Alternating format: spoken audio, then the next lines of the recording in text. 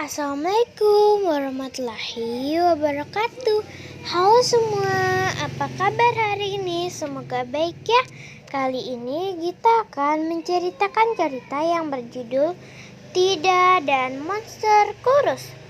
Pengarang Paul Makara, ilustrator Hin Koemian, penerbit di Asia Foundation Leslie.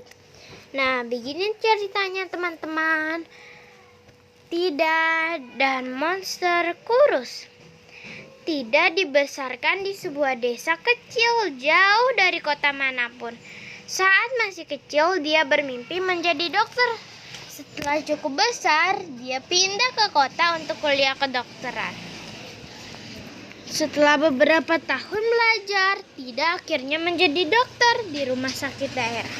Pada suatu hari, manajer rumah sakit itu meminta Tida pulang ke desanya untuk mengatasi masalah kesehatan di sana.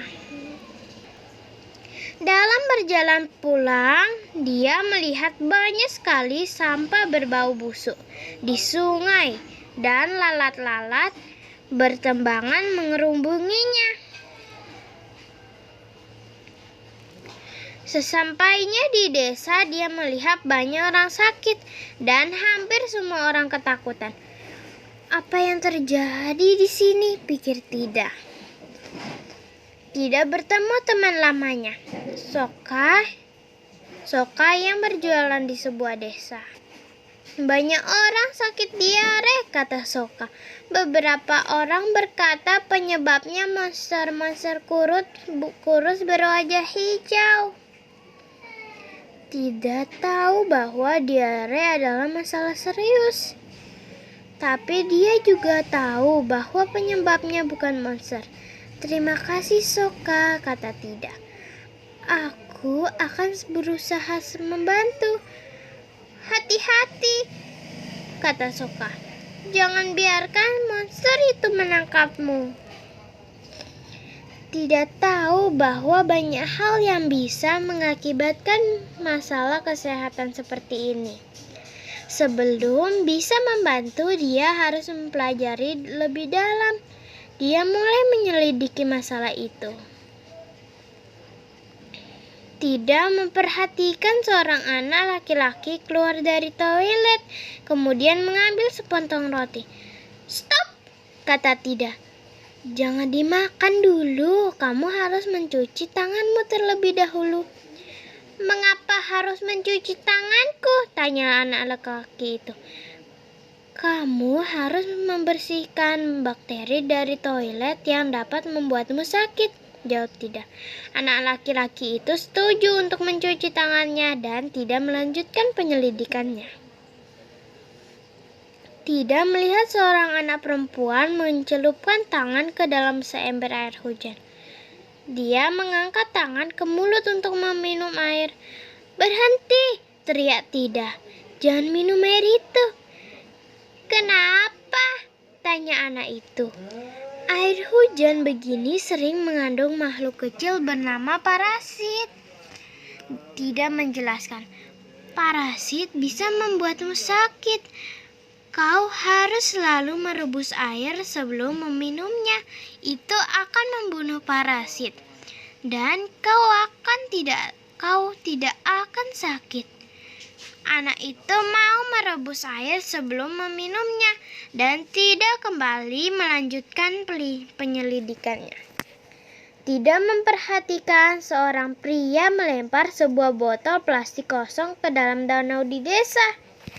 Botol itu satu dari banyak sampah yang mengambang di sungai. Tidak merasa penyelidikannya sudah cukup. Dia mengetahui cara untuk menolong masalah kesehatan warga desa. Dan dia tahu bahwa penyebabnya bukan monster kurus berwajah hijau. Tidak mengadakan pertemuan dengan kepala desa di sebuah kuil tua. Kita bisa mengatasi masalah kesehatan di desa ini, ujarnya kepada Pak Kepala Desa. Tetapi pertama-tama kita harus memahami apa yang menjadi sumber permasalahannya. Bakteri dan parasit adalah makhluk hidup berukuran kecil yang dapat menyebabkan manusia sakit. Mereka lah yang harus disalahkan, bukan monster. Kita bisa melawan bakteri dan parasit dengan mengubah kebiasaan kita.